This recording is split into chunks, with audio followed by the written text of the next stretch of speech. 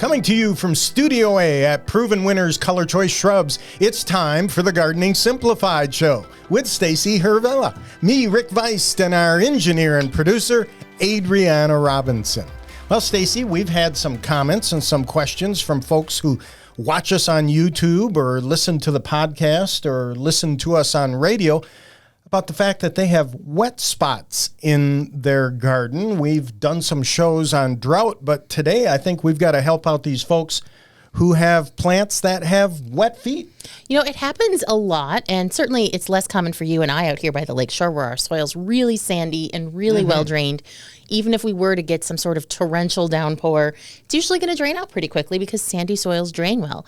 But especially people who have clay soils or people who have a shallow water table, they can have naturally wet soil, and that can feel really limiting for people. Absolutely. And of course, we know that plants need oxygen as much as they need water, or taking a plant and planting it too deep. Again, roots need oxygen in order for the plant to thrive. So rainfall's a good thing, but sometimes it can pose challenges. And today we'll talk about that here on the Gardening Simplified Show. And by the way, when a plant's under stress due to too much water, Stacy, disease can quickly become a problem. Well, sure. A lot of diseases, when people talk about root rot and that kind of thing, those things don't happen to healthy plants that are in well-drained soil. They happen when there is a lot of moisture and the plant can't get oxygen to recover from all of that water. Yeah, and I've also seen situations in landscapes where folks are struggling primarily because they are an irrigation set it and forget it individual. And there's a rain button there on the clock for your irrigation. Just pay attention to that. Weather patterns change, and so you're going to have to adapt to it with your irrigation. Now, Stacy, a few different ways to deal with it. Number one, raised beds. Elevate planting areas above the surrounding soil level to improve drainage and prevent waterlogging. That's one way. Swales are another way to create shallow, gently sloped ditches to divert excess water. Drainage ditches, I guess in a worst case scenario, you may want to install a drainage ditch or a French drain. And then the other thing that I think is really important in these wet areas is to add organic material. Many times the wetness is due to dense soil particles like clay soils. Avoid the temptation to add sand. Oh, yeah. Sand plus clay equals concrete.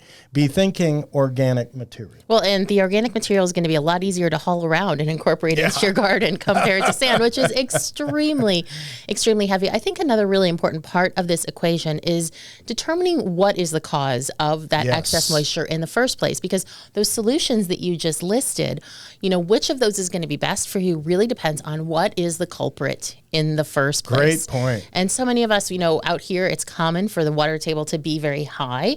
But I've certainly, you know, been in places where there's just natural water features or, you know, drainage is naturally poor. And in that case, there's probably less you can do with it. If it's a stormwater runoff issue, like with your house, then a French drain might be the solution. You might be able to get new gutters or downspouts and change that so that you can actually, you know, manage where that water is going. But once you determine that cause, then you can look at the solution. And some solutions might be inexpensive. Some solutions might be very expensive if they require a lot of like regrading and reworking of your area. And some solutions can actually be really fun. And I was glad that you mentioned about the swales, because one thing that's so popular right now is rain gardens. Yes. And that is a great plant-based solution to a wet area that is maybe super wet when it rains and then dries off a little bit in the summer, like when we're sort of in between. And rain garden plants are specifically adapted to those conditions. Great points made there, Stacy. And of course, with your plants around your home, take a look at the gutters. Take a look at the downspouts. It's a pretty easy fix to be able to move or at least move the water from the downspouts into another direction. And you're right. In some situations, we have plants that are underwater part of the year and dry. And that's tough on plants. Let me give you a limerick on the subject. I want a lovely retreat, but high water, my efforts deplete. I live in a floodplain, The water just won't drain. I constantly have wet feet. My yard is under a flood. My soil type is mud. I'm feeling under the weather. We're all in this together. My landscape is a dud. You know, this is a tough situation to deal with. It is. And, you know, again, going back to like the difficulty aspect, if you have wet soil, it's hard to dig. It's going to be difficult to get those plants in there. But the good part is that if you are doing a plant-based solution like a rain garden or like plants that simply tolerate wet soil, you invest that time and effort once, and then your plants should be good to go. And, you know, on the bright side, you never have to worry about watering. Yeah, that's true. Look at the bright side. I like that.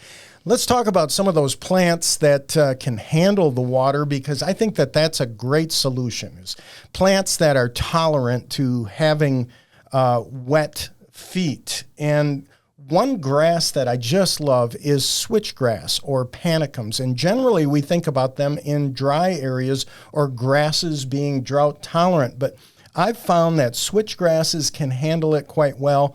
Papyrus, like the Graceful Grasses Tut series, fiber optic grass is really great.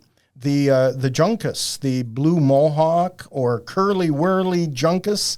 And then, of course, Stacy, also your sedges. I love sedges, like the toffee twist sedge.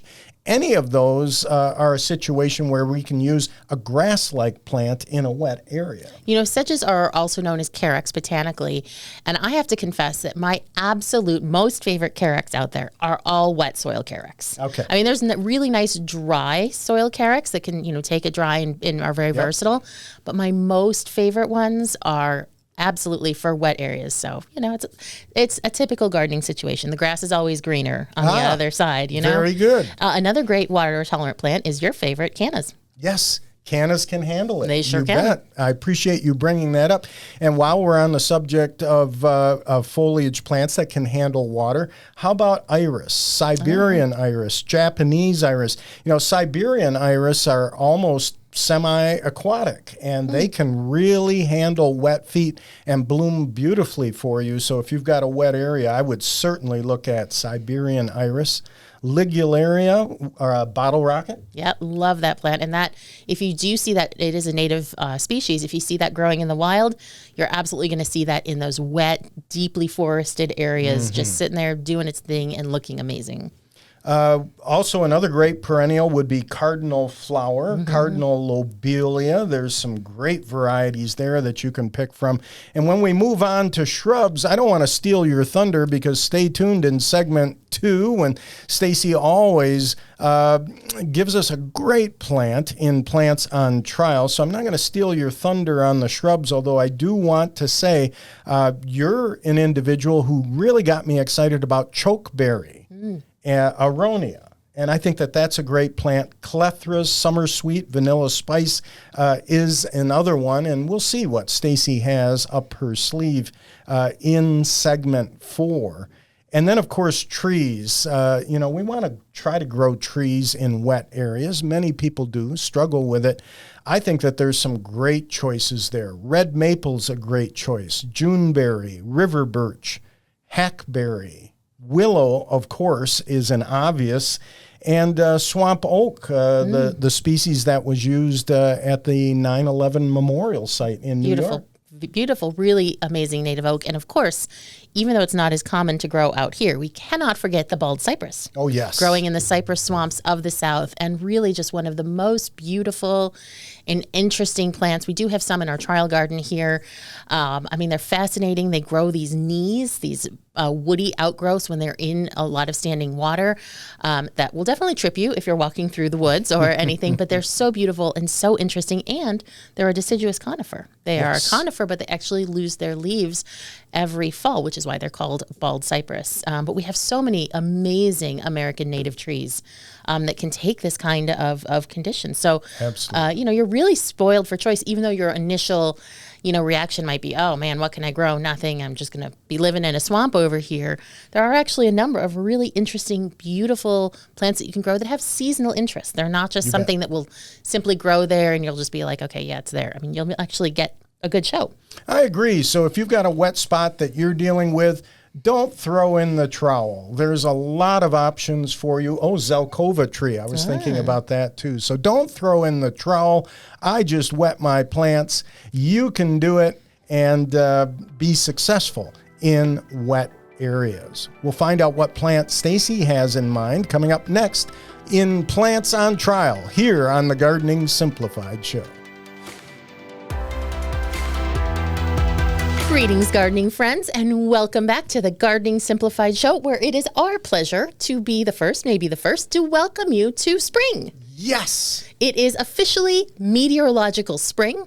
That means that if you measure the seasons by the month rather than the actual astronomical dates when the equinox or solstices happen, that it's spring. So meteorological spring is March, April, May, and that means that just yesterday we started meteorological spring. The way I'm going to measure it, Stacy, March 1, spring starts. The earlier the better for you. The earlier the better. Well, we're celebrating it here with a new backdrop. If you haven't seen it on our YouTube show, you can see that there.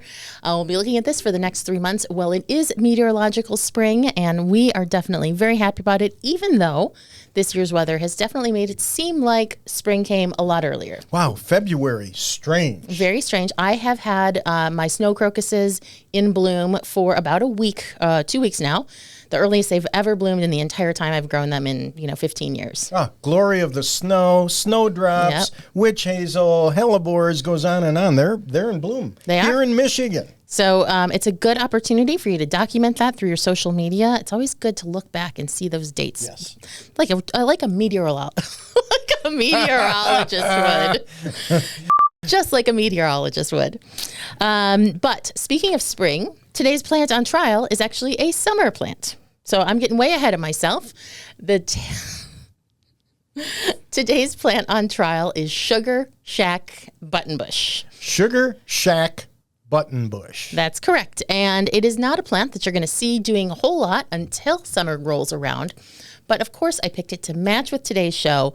And it is absolutely, positively one of the most wet soil tolerant shrubs that we offer. I figured that's why you picked it. And, that's what we do on the show. You introduce the plant, and then I simply repeat it like Ed McMahon on the Johnny Carson show.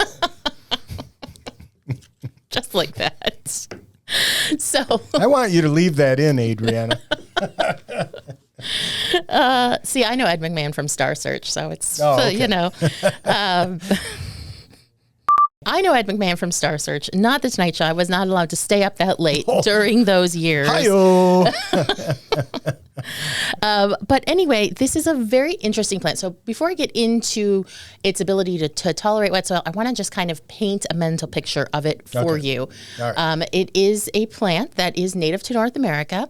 And its main attraction is by far its flowers. And its flowers are such that if you were to see them in a book or a picture on Instagram or something like that, you would think it was some sort of crazy exotic plant. The flowers, when it blooms in about mid to late July, are these perfectly round spheres that look like a pincushion with pins coming out all around them. Now, they're relatively small, probably about this, a little bit bigger than a quarter. So I know sometimes you can't really tell the scale, but they just look like something from out of this world. And in fact, one of the first varieties of buttonbush that was selected and available on the market was actually called Sputnik. After the Soviet spacecraft, because it resembled that. The 50s, that sort of circular, spiny looking thing. The other thing about the flowers, just the most incredible fragrance.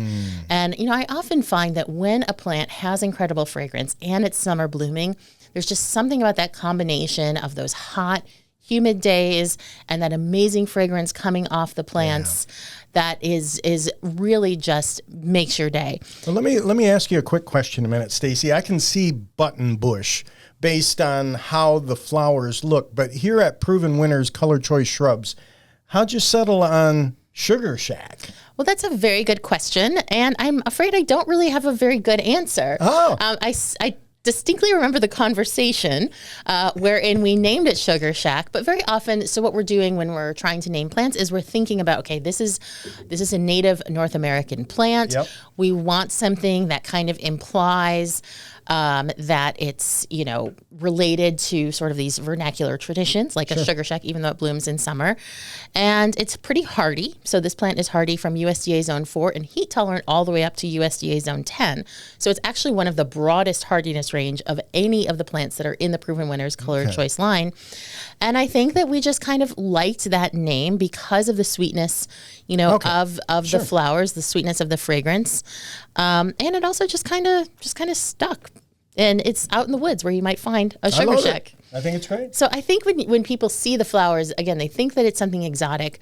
But I have seen native buttonbush, Cephalanthus occidentalis is the scientific name, growing right downtown Grand Rapids, right along the river there. Wow. Would you say that botanical name again? Cephalanthus occidentalis. Wow, that's really impressive. Well, cephalanthus, it means like a head-like flower. So that's where that roundness comes. And occidentalis actually means eastern because this plant is native to the entire eastern half of North America. So that's where the botanical name comes from. But this is a plant that is far from exotic, far from unfamiliar. And again, if you are walking along the river, walking downtown Grand Rapids by the Gerald Ford Museum, you will actually see wild buttonbush growing along the river. Beautiful. And if you go up north, you'll find it growing along any kind of like large pond, small lakes. It will also grow like in Grand Rapids along running water, so along rivers. And I always just find it so interesting that when something looks and feels so exotic, to find out that it's actually really ubiquitous if you're just in the right kind of environment for it. Ubiquitous and a native plant. Yeah. And the botanical name is as tough to say as meteorological spring. I actually find Cephalanthus occidentalis a little easier, speaking for myself. It rolls off your tongue. So this is, again, a very easy plant to grow. Now, it does want a lot of water. And this is a case that you're going to find that typically, the more tolerant of wet soil something is, the less tolerant it will be of drought or dry soil. There are a couple of exceptions out there. I think you mentioned Aronia. Right. That's one that can kind of take those extremes, although it will definitely start to suffer if it's too dry. It won't suffer if it's too wet. So this is not a plant for drought. I have tried to grow it in my garden. I cannot. Too well drained, not enough water. But if you have an area, again, clay soil, high water table, if you have live on a river or a pond or something like that, this makes such a beautiful choice. Now, what is the reason that we selected Sugar Shack specifically out of all of these button bushes that you can find all over Michigan is we were looking for a way to make this plant more friendly to growing in home gardens. Okay. Now, if you were to see a button bush out in the wild, it could be anywhere from 8 to 10 or 12 feet tall and wide. And typically, and this certainly includes the ones in Grand Rapids, not a great looking plant. If you see the flowers, you're like, oh, that's kind of neat. Mm-hmm. But, the plants, they're kind of scraggly. Rangy. They've had a lot of damage just from, the river raging by and having things, float by and break branches and so forth. So it's not necessarily a plant that you would recognize so well if you were to see it in the wild. And its bloom period, again, is only in sort of that like mid to late July time frame. But it does have some other distinguishing characteristics, very glossy foliage. Okay. And I think that makes this plant really attractive well outside of its blooming season. So we've got it down to about a 4 to 5 foot tall and wide size, so you can actually use it in your home landscape and enjoy those flowers. Another distinctive characteristic that we selected it for is after those flowers fade, what's left is sort of this round, almost a little bit like a plane tree or sycamore. Sycamore seed pod, sort of like that. Okay. But they turn red. And so the other ones in the wild, after that flower fades, they'll just kind of turn brown or take on a little bit of red. With Sugar Shack, we were selecting for that remaining fruit to be a really nice bright red. And you can see this in our show notes at gardeningsimplifiedonair.com. And you can look at the pictures also on our Instagram. And of course, if you're watching on YouTube, you'll see everything. And it really gives this plant a lot more season of interest, which is another thing that people are going to want when it comes to including it in their landscape. Rather than just appreciating it, they want it to be a size that works for their landscape, and they want to have that longer season of interest, and we want to give it to them. Yeah, so Stacy, more seasons of interest, but I think the other selling points, as you've mentioned, a native plant. Yes. And then I'm looking at your description, the honey scent, the sugar shack element of it, I would think this thing would attract pollinators. Oh my gosh, it is a buzz with pollinators in the summer. It's something you really have to see to believe it. It's one of those plants, and I love this. I'm sure a lot of people are probably recoiling at the mere idea, but I love standing next to a plant like this when it's in bloom on a summer day, and it's just like throbbing with life, just like buzzing and noisy with all of the insects on it. I'm with you. I think that's a thrill. That. I love that. I'll stick my hand right in there. You betcha. It's fabulous. Yeah, it's great. Hopefully you don't get stung. But the insects will actually, and this is true, the insects will be so busy, feeding off the plants. They're not interested in you. You really got to go mess with them to try to distract them from the wonderful nectar of Sugar Shack buttonbush. So as I said, very wide hardiness range, hardy USDA zones 4 through USDA zone 10, so very cold tolerant as well as very heat tolerant.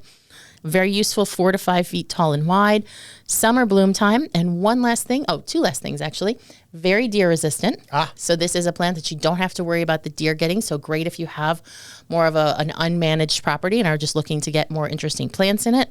And it was recently awarded the Pennsylvania Horticulture Society Gold Medal. I see that. That's a big deal. It's a very big deal. It's a very prestigious award.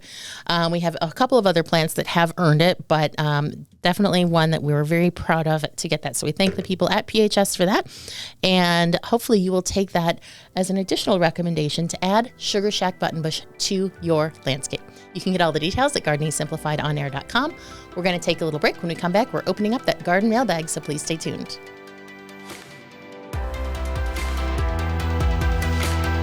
Greetings, gardening friends, and welcome back to the Gardening Simplified Show. I do love to help people with their garden questions. I never really get stumped, but you can certainly try. And if you have a gardening question, whether or not you think it'll stump us, if it's stumped you, you can certainly reach out to us anytime at help, H-E-L-P, at gardeningsimplifiedonair.com, or just visit gardeningsimplifiedonair.com. We got a handy contact form there that you can fill out and send to us, and we would be happy to offer our experience and expertise and perspective on your problem, as we're going to do for these gardeners. Stacy, as I always say, that gets my stump of approval. Chuck writes to us, we live in Zone 7A, north of Atlanta, Georgia. We also live in deer country, which forces us to purchase deer-resistant shrubs. I went heavy with daisy gardenias, about 20 of them. 2 years have passed and no blossoms. My pH is between 6.5 and 7. Would a fertilizer for acid-loving plants just do the trick? Or do I add extra sulfur in spring? I read pH of 5 to 6 is optimum, but can't get my pH lower. Bushes are green and growing great, but no beautiful white blossoms. Well, that is very disappointing because, it is.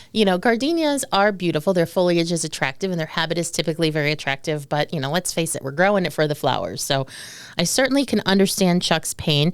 And one of the reasons why I really wanted to get this one out here is because whether or not you can grow gardenia, I think that this hints at a common misconception about plant health. And that is that soil pH if the soil pH is an issue, it's not necessarily going to manifest as a lack of flowers. What you're going to see is unhealthy foliage. Exactly. And so if you're not getting flowers, my first thought would not be to blame the soil pH. If as you say, the plant is growing green and looking healthy, then the pH is almost certainly not the issue. Yeah, because if the pH was a problem, it's going to be evident in the veining of the foliage and the color of the foliage. You're going to see a lot of yellow leaves, especially new growth is going to be slow to come out. When it does come out, it's going to look sickly and unhealthy.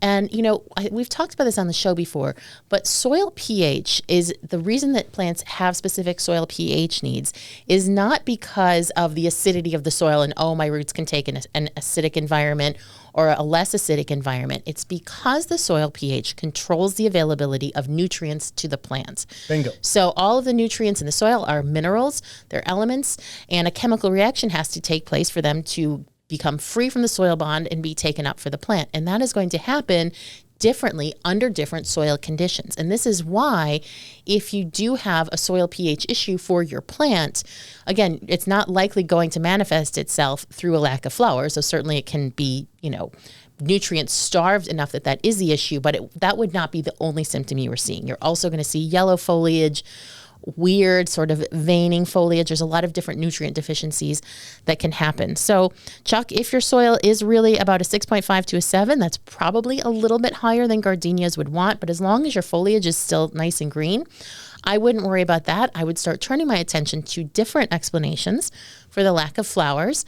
And there's a couple of possible reasons. So number one is potentially maturity. So these plants have only been in the ground about 2 years. Normally, this isn't a huge issue for gardenias, but it is something to consider. Certainly, you know, the whole sleep, creep, leap. The first year a plant sleeps, the second year it creeps and grows, and then the third year it leaps. So that could be an issue. And whenever something's not flowering, you know what we've got to ask. You're going to say it? Or am I going to say it? You go ahead. Okay. We got to ask if you pruned it, and if so, when. Because pruning is probably the number one reason, certainly when it comes to hydrangeas, and can be for anything else, the number one reason that a plant wouldn't bloom. Gardenias, because they bloom in early spring, bloom on old wood. So basically that means that if you prune your gardenia at any point from, say, September until it would be blooming the following spring, you would be cutting off the flower buds that the plant had already formed. It's making those flower buds in fall and winter and then just opening them in spring. So if you need to prune your gardenia, the only time you can safely do that without removing flowers is immediately after it flowers. Yeah, I agree completely on the pruning thing. I think in addition to that, taking a look at available light also. When we're having difficulty with pruning, I think we've got to take a look at the amount of sunlight that those plants are getting. Yeah, for sure. And too much shade, although gardenias can definitely tolerate some light shade, and the hotter your climate, the more shade they can take. It's certainly worth considering because, yeah, in deep shade, pollinators are not as active, and so the plant is less likely to flower because A, it's not getting the energy, and why would it when there's no pollinators? And ultimately, as much as we get enjoyment from the flowers do exist only to make seeds. So if it's not going to be able to do that, then a lot of times the plant won't put the energy into blooming. I just let you do your thing with that answer, and I'll do the Ed McMahon thing again. You are correct, ma'am. I like it. Because I really have nothing else to add. You nailed it. Yeah. So anyway, Chuck, don't worry too much about the pH unless you start seeing the yellow foliage. If you have been pruning, and I know when someone has mispruned something, the urge to kick yourself is very strong. But on the bright side, if pruning is actually the solution, that's a very easy thing to fix. Exactly. You know, if the issue is shade, that's not so easy to fix because then you might have to move the plant or change something around. At least with pruning, you can modify your behavior and not prune it and get back to beautiful, fragrant gardenia flowers, hopefully this year, if not next. It's a kick in the plants. All right, Ginny's asking us about powdery mildew. What causes it to form on plants? Does it spread to other plants in the garden if not treated? How do you get rid of it and treat it? Can I deal with it in spring before disease begins? Should the diseased plant be cut back or removed? Jenny, great questions. And let me say right off the top, Stacy, that coming up next week, we'll talk about IPM. And this is a great question as it relates to that. And anytime that we're looking at issues like powdery mildew, I think we've got to remember what we learned in school a long time ago. Whenever we have a disease, it's like a triangle. You have a pathogen, you have a host, and you have an environment that's suitable to it growing. And I think, my comment would be on powdery mildew that fungal spores travel. Yes, they sure do. They're very small. They can easily travel on the air. And I thought that Ginny's questions were all really, really good questions. So to answer the first question, what causes it to form on plants, it's exactly what Rick said. The fungal spores are in the air. Certain plants are more susceptible than others. And they thrive in conditions where a plant is alternately wet and dry. So they can't really live well on a plant that's always dry. They can't really live well on a plant that's always wet. But if you have, say, a sprinkler system and it pelts all your plants first thing in the morning, they spend all day drying, and then the next day, boom, it happens all over again, that is ideal conditions for powdery mildew to develop. Now, as far as it spreading to other plants, this is interesting. as much as it can seem like powdery mildew is a ubiquitous disease, powdery mildew is always specific to the plant that it's on. So the powdery mildew that would impact something like a rose is not going to be the same powdery mildew that would affect something like a coreopsis. They are specific to those genera or the genus that you're growing. So the idea that it would spread to other plants in your garden, yes, it will spread to similar plants, so other roses or other coreopsis, but that same type of powdery will not crop up on other plants. If other plants get it, it got another strain or species of the powdery mildew fungus. I like that. And fungal spores are fun guys like me, just kind of hang out and wait until the environment's right. And, you know, you mentioned the irrigation issue. If you're watering, you know, try to water at the base. The other thing I've found, Stacy, is if you're over fertilizing your plants, that can be an issue too. Yeah. Well, anytime there's that fresh new foliage, exactly. What happens when a plant leaves out is as that foliage matures, a wax cuticle develops, and then it's less susceptible to those fungal diseases. But when it's fresh in spring, when it is moist, when there is a lot of fungal spores fresh on the wind, it's really easy for them to land on that foliage. And I think this is sort of one of the big gotchas of powdery mildew, is that by the time it starts showing up in your garden in, June, it actually infected your plants probably 2 months prior. Yep. And so preventative has to happen in spring. But I will say, overall, powdery mildew can be very unsightly, and in extreme conditions, it can be extremely unsightly. But overall, I encourage people to just kind of take it with a grain of salt. My standard advice, if it's a branch that you can easily cut off without really harming the plant or, ruining its overall appearance, I would say just snip it out and throw it away. That reduces the inoculum or amount of fungal spores out there. And the other thing, and this is definitely one of those easier said than done types of pieces of advice, but try to clean up all of the foliage from the plant after it drops, because what happens with this plant in its life cycle, those leaves had powdery mildew on them. They're going to fall below the plant. They're going to sit there with those fungal spores on them. And then the following spring, if conditions are right, which they very often are, they're just going to go right back up and reinfect that plant and its new foliage.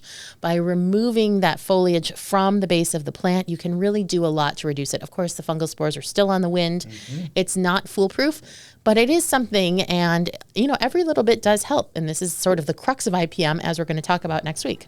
I think it's well-rooted advice. All right. Thank you all so much for your questions. If you do have a question for us, again, reach us at gardeningsimplifiedonair.com. We're going to take a break. When we come back, branching news.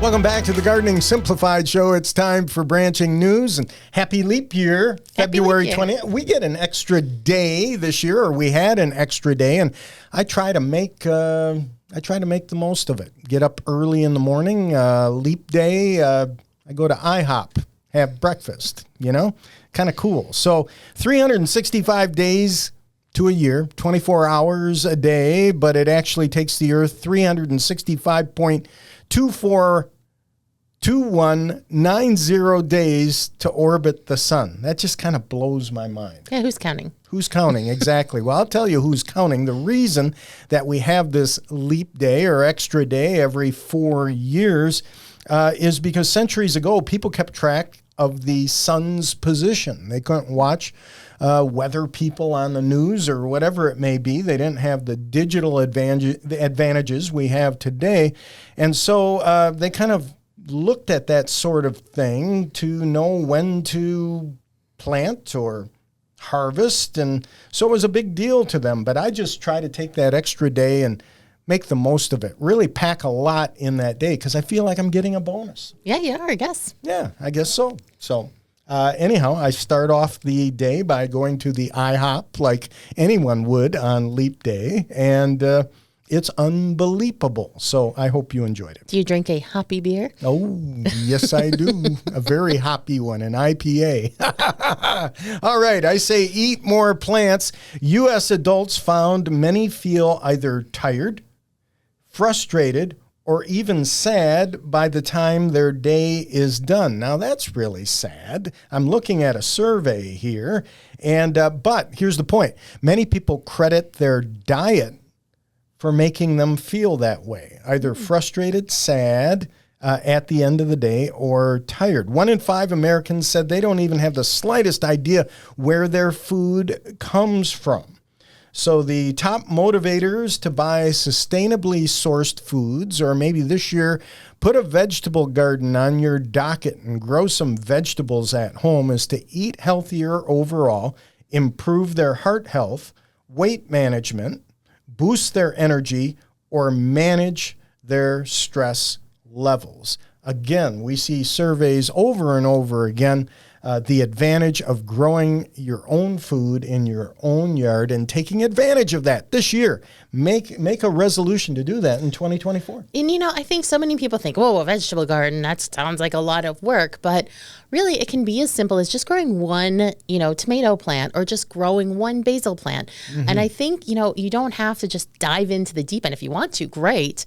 But you don't have to. And I find that, it's very encouraging and addicting when you do start to have that little bit, I just, put a little bit of homegrown basil on this, or, exactly. I just harvested some homegrown tomatoes. And once you get that feeling, you want more. So it can start small, and even that makes a big difference. Yeah, if you can chop up some slices of green pepper and throw them in a little Tupperware container, and then midday while you're at work, you could munch on those. Yeah, and just casually say, I grew these. Anyone want to know about my homegrown green peppers? Come over here. Look at my peppers. Yeah, you've got it. So it's fantastic. Anyhow, I like to talk about fresh food and how important it is. And that, not only does it help us physically, but it also helps us mentally. And I guess that's the point I'm trying to make. If you can show your fellow coworkers that, I grew this in my garden, it feels good. So have you heard about the restaurant on the moon? No. Great food, no atmosphere. You know what? I can always tell whether or not you like one of my puns by your sigh. I call it my seismograph. Okay. So there you go. All right, here's a sad story. Let's move to a sad story. Duke University has decided to close its herbarium. Oh, no. That is sad. I don't know if I'm pronouncing that right, Stacy, but I think I am. It's an herbarium. Mm-hmm. So it's a collection of 825,000 specimens of plants, fungi, algae. They've been collecting them for a century. So an herbarium is like a library, but it differs in that the information is stored in a biological form. So it's a collection of plant specimens. They preserve them, they label them, they store them. Maybe they're pressed on paper, flattened, dried, mounted. Some of them maybe are seeds or microscopic slides, DNA extractions, whatever it may be. But of course, I can certainly consider the fact that it's very expensive to keep an herbarium going. And yet a lot of people are very upset about this, and understandably so, because in today's day and age with DNA, they're able to go back and pull important data as far as these plants are concerned, and issues like climate change or how plants are adapting to the climate or the area where they're at. So, in defense of Duke University, they've stressed that their plan is to move the herbarium someplace else. They're saying we're not destroying anything. But boy, what an archive after 100 years, and they've decided, they're not going to fund it anymore. I'm hoping they can find a new home for it. I hope so too. Herbaria are very interesting and important aspects of research. They're usually, associated more with museums or large institutions, which is kind of surprising that a big university like Duke would actually get rid of theirs or move it. Mm-hmm. It sounds to me like the herbarium needs a marketing campaign. Like we need to get some museum exhibits going so people can get interested in herbaria and, start to care more about the preservation and what we can learn from the preserved specimens. Yeah, that's great. And I'm sure it's a budget issue. And if you want to read more on this and educate yourself on this, the New York Times did a great article, and we'll put the link there at gardeningsimplifiedonair.com. So check that out. Well, while we're on the subject of depressing news, and I didn't want to bring this up, Stacy, but just over a year ago, we talked about Flacco the owl. I did hear about this. In New York, who fled the Central Park Zoo enclosure after it was vandalized, and he died. Yeah, he collided with a building in Manhattan, the Wildlife Conservation Society announced. And it made me really sad when I saw that because, boy, people were really rallying around Flacco. They were enjoying bird watching, learning more about bird watching as he flew about Central Park. And they're in New York, and they would post updates on Twitter about his eating habits, that sort of thing, and he died. So, yeah, kind of sad. I mean, window strikes are always so sad, and especially when it is, a bird of prey, which is, of course, I mean, it's tragic anytime, but especially when you have something that is relatively rare or uncommon, like a bird of prey. But, this is why it's so important people keep their lights off at night to try to minimize it. I mean, we'll never be able to completely get rid of bird strikes because sometimes the sun can just hit a window at a certain angle and the birds get confused. But any little bit that we can do if you frequently have bird strikes. I remember we did a branching news story once on how the decal had to be on the outside. If you put it on the inside, it didn't work. Any little thing you can do can help, and you might not know how it helps, but we have to do the best that we can with what we have. Absolutely. By the way, it causes me to think, how was Superb Owl Sunday? It was good. I did not see any owls, not for a lack of looking, but I personally did not see any owls, superb or otherwise. At least you were out there bird watching, yes, right? Definitely. All right, I love it. And then you ever like to go just to websites that are selling homes like Zillow? I like to do that, and we're going to post a picture of one that I spotted in Folsom Lake, California. This thing's an entertainer's paradise. It's not that the house is so big, but the backyard landscape just is unreal. You got to see it to believe it. The hedges back there spell out the word Margaritaville. Oh, my. And it's hilarious to take a look at in California.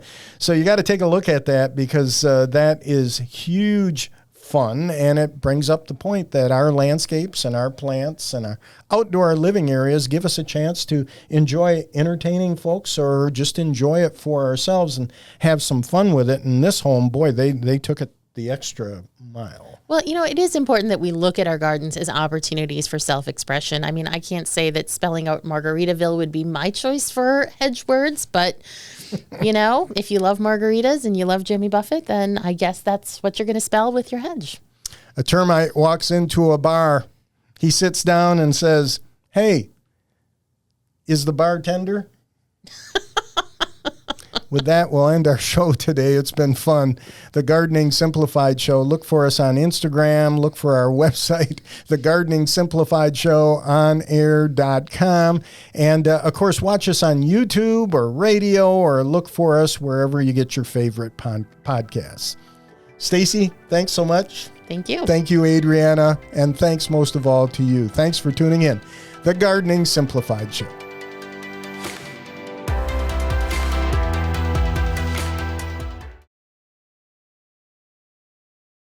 Like a meteorologist, like a meteorologist would. Partially because Partially because meteors fall. The Earth is halfway between the sun and the moon. Or wait, what is it? Sorry. Yeah, and Stacy, I go with meteorological spring because it's impossible to say. So it's very hard for meteorological. You've got to be kidding me.